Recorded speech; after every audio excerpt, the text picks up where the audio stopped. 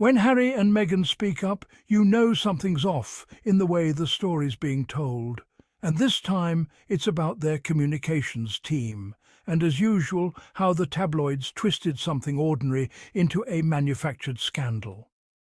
According to the article from Feminegra, reports started circulating that the Duke and Duchess of Sussex had suffered a major shake-up within their communications team.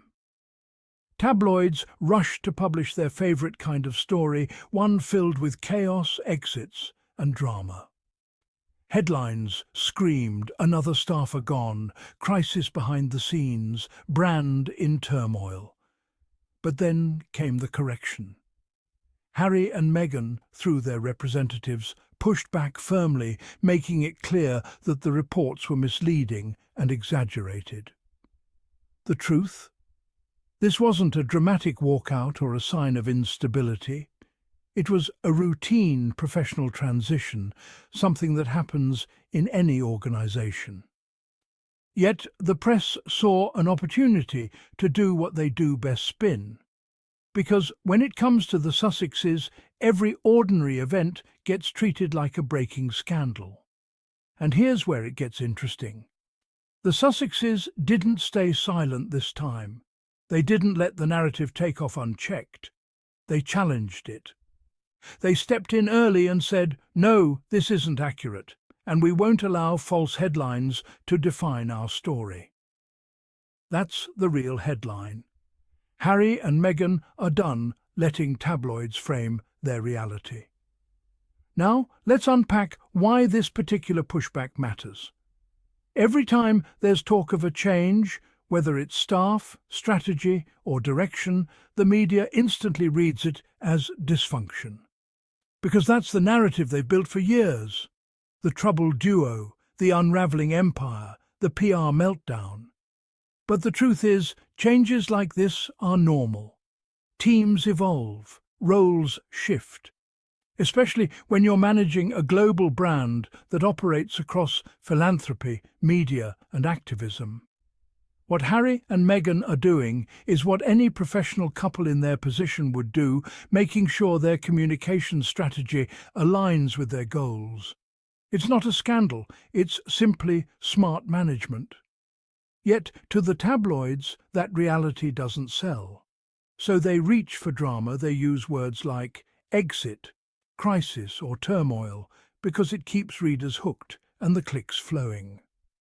The Feminegra article highlights this perfectly, that the Sussexes' real frustration isn't with the coverage itself, but with how deeply invested the tabloids are in keeping the chaos narrative alive.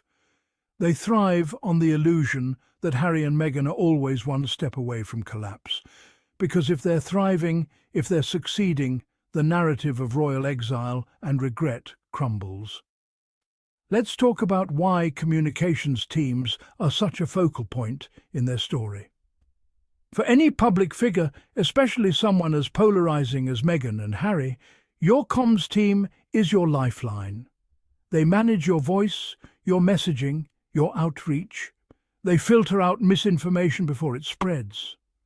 So when tabloids claim there's trouble in that department, what they're really doing is trying to undermine the Sussexes' credibility. It's an attack on the foundation of their operation, their ability to control their story. And that's exactly why the couple spoke up this time. They're signalling strength. They're saying, "We're not the problem. The problem is the narrative you keep inventing." That kind of confidence doesn't sit well with the British press. Because, let's be honest, they've lost their favourite punching bag. If we zoom out, we can see how this fits into a larger pattern. Since stepping back from royal duties, Harry and Meghan have been the subject of relentless media scrutiny. Every move they make is analysed under a microscope, every project, every business deal, every friendship. And when the headlines can't find drama, they invent it. They take ordinary updates like a staffing adjustment and twist them into a sign of decline. But Feminegra notes something powerful. This time, the Sussexes are ahead of the curve. Instead of waiting for the narrative to spin out of control, they confronted it at the source. This isn't a defensive move, it's a strategic one. It's them reclaiming their own story. And honestly, it's long overdue. Let's also talk about what this change might actually mean beyond the noise. A new or adjusted communications team could signal a refocused strategy. Maybe they're pivoting to more direct engagement through social media, streaming, or independent platforms. Maybe they're aiming for a more global modern brand, less reactive to tabloids, and more aligned with their humanitarian and creative work.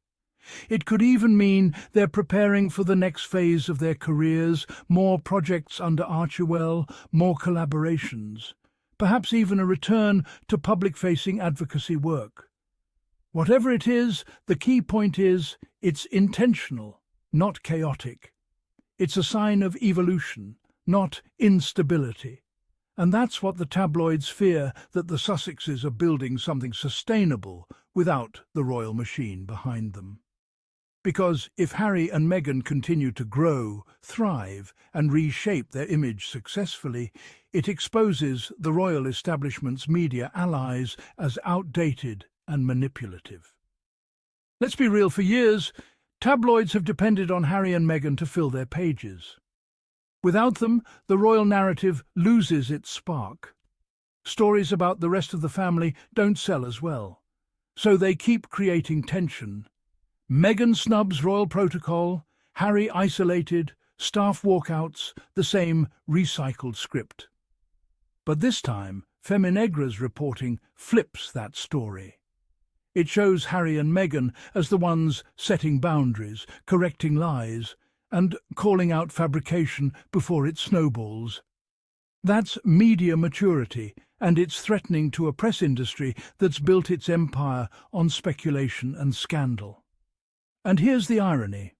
When members of the royal family change staff, even senior ones, it's called a routine adjustment. When William or Charles replace aides, the press calls it a strategic refresh. But when Meghan and Harry do the same thing, it's an exodus. It's turmoil. It's chaos. That's bias, plain and simple. And the Sussexes are clearly done playing along. They know the pattern, and they've decided to meet it head-on.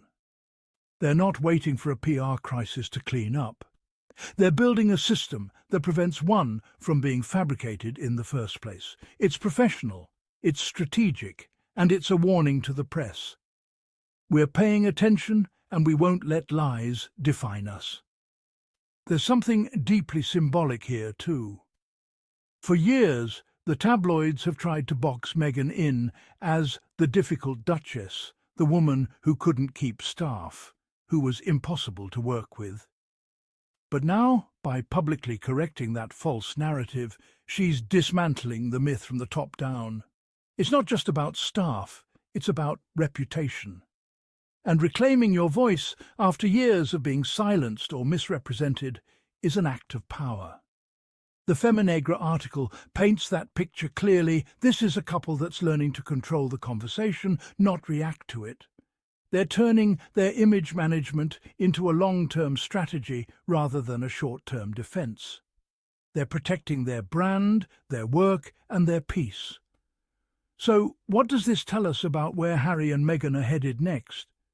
It suggests they're entering a more focused, streamlined phase of their public life, one that's built on transparency and self-authored messaging.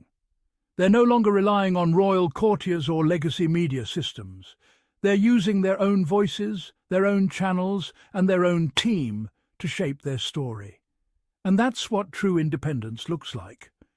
As this unfolds, it's worth watching how other media respond.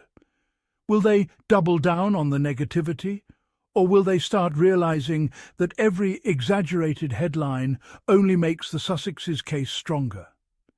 Because every time the tabloids get caught twisting facts, it fuels public sympathy for Harry and Meghan. And people start seeing the pattern, the unfairness, the obsession, the double standards. At this point, the Sussexes don't need to prove anything. Their work, their projects, and their resilience speak for themselves. This latest pushback isn't just about one headline, it's about principle. It's about demanding honesty. And in a media landscape built on gossip, that's revolutionary. So let the tabloids spin all they want. Harry and Meghan aren't playing their game anymore. They've built their own platform, their own network, their own narrative. The world is watching, and increasingly, people are seeing through the noise. Because the truth is simple. This isn't a story of chaos. It's a story of control, clarity, and courage. And that's the version you won't read in the tabloids, but you'll always hear right here on Meghan and Harry Tales.